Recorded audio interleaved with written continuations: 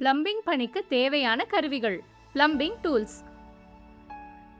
Tape fitting, pipe fitting அல்லது பழைய பைப்புகளை மாற்றுதல் போன்ற பிளம்பிங் பணிகளை செய்ய சில கருவிகள் தேவைப்படுகிறது. இப்போது அந்த கருவிகளை பற்றி தெரிந்து கொள்ளலாம். Measurement tape. இது பைப்புகளின் நீளம், அகலம் மற்றும் உயரத்தை, மேலும் வேலை செய்யும் இடத்தின் அளவுகளையும் அளக்க பயன்படுகிறது. பொதுவாக 3 முதல் 5 மீட்டர் நீளங்களில் உள்ளன. வைஸ். பைப்பை உறுதியாக நிற்க செய்ய வைஸ் பயன்படுத்தப்படுகிறது. Pipe wrench. பைப்பை பொருத்தும் போது அதை இறுக்குவதற்கு பைப் ரெஞ்ச் பயன்படுத்தப்படுகிறது. இதில் பைப் இருபுறமும் நெருக்கப்பட்டு அதை பற்றி கொள்ளும் வகையில் பைப் ரெஞ்சின் நட் தேவைக்கேற்ப சுழற்றப்படுகிறது. பின்னர் அதன் கைப்பிடியை பிடித்துக்கொண்டு தேவையான வேலை செய்யப்படுகிறது. Adjustable wrench. இது பல அளவிலான நட் மற்றும் போல்ட்டுகளை இறுக்கவும் தளர்த்தவும் பயன்படுகிறது. மங்கி பிளையர். இது நட் மற்றும் போல்ட்டுகளை பிடிக்கவும் அல்லது திருப்பவும் பயன்படுகிறது. L angular key.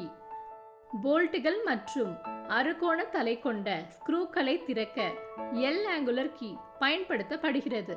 பைப்பின் மூடிகளை திறப்பதற்கும் இது பயன்படுத்தப்படுகிறது. Screw driver.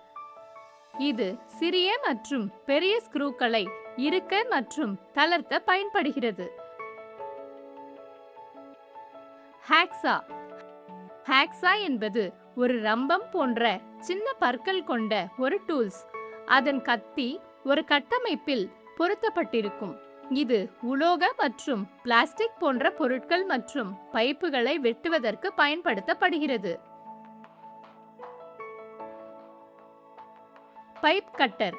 இது பைப்புகளின் முனைகளை சரியாகவும் பாதுகாப்பாகவும் வெட்ட பயன்படுத்தப்படுகிறது. இந்த கட்டரின் உதவியால் சிபிவிசி, யூபிவிசி, பிபிஆர் போன்ற பைப்புகளை வெட்டலாம். சுத்தியல். இது சரியாக அடிப்பதற்கும் உலோகத்தை வடிவமைக்கவும் பயன்படுகிறது. Sand paper. ஒரு பொருளின் விளிம்புகளை மென்மையாக்கவும் அதன் மேற்பரப்பை சமமாக தேய்க்கவும் இது பயன்படுத்தப்படுகிறது. Drill machine. உலோகம், சுவர் அல்லது மரத்தில் துளைகளை போடுவதற்கு இது பயன்படுகிறது. Plumb bob. இது சாஹூல் என்றும் அழைக்கப்படுகிறது. இது கூர்மையான அடிப்பகுதியை கொண்ட ஒரு உலோக எடையை கொண்டுள்ளது. குழாய் நேராக பொருத்தப்பட்டுள்ளதா என்பதை சரிபார்க்க இந்த எடை ஒரு நூல் அல்லது மெல்லிய கயிற்றின் மூலம் தொங்கவிடப்படுகிறது. Spirit level. ஸ்பிரிட் லெவல் என்பது ஒரு சமப்படுத்தும் கருவியாகும். ஒரு பொருளின் மேற்பரப்பு சமமாக உள்ளதா இல்லையா என்பதை சரிபார்க்க இது பயன்படுத்தப்படுகிறது.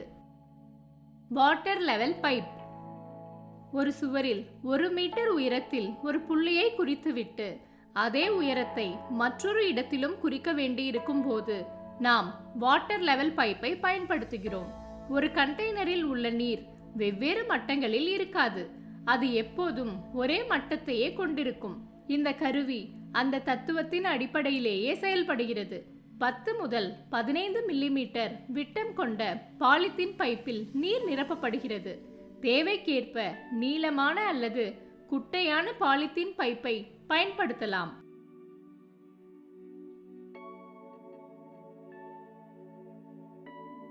பைப்பின் ஒரு முனை ஏற்கனவே குறிக்கப்பட்ட புள்ளியில் வைக்கப்படுகிறது.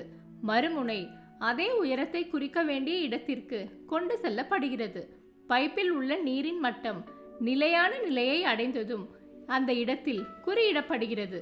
இம்முறையில் அளக்கும் நாடா இல்லாமலேயே அளவீடுகளை மேற்கொள்ள முடியும்.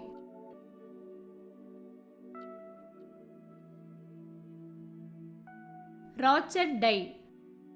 ஜிஐ பைப்களில் த்ரெட்களை வெட்டுவதற்கு ராச்செட் டை பயன்படுத்தப்படுகிறது. இதில் ஒரு கைப்பிடி உள்ளது. மேலும் டையின் பாகங்கள் இதற்குள் பொருத்தப்பட்டிருக்கும். சிசல். இது கான்கிரீட்டை வெட்டுவதற்கு பயன்படுத்தப்படுகிறது. ஒரு குறிப்பிட்ட கோட்டின் வழியாக ஒரு குழியை உருவாக்க ஒரு கூர்மையான உளி பயன்படுத்தப்படுகிறது. சிசலின் கைப்பிடியை ஒரு சுத்தியலால் கொண்டு பயன்படுத்துவதன் மூலம் பொருள் வெட்டப்படுகிறது. வாஷ் பேசின், சிங்க் அல்லது கழிப்பறையில் உள்ள அடைப்புகளை அகற்ற பிளங்கர் பயன்படுத்தப்படுகிறது.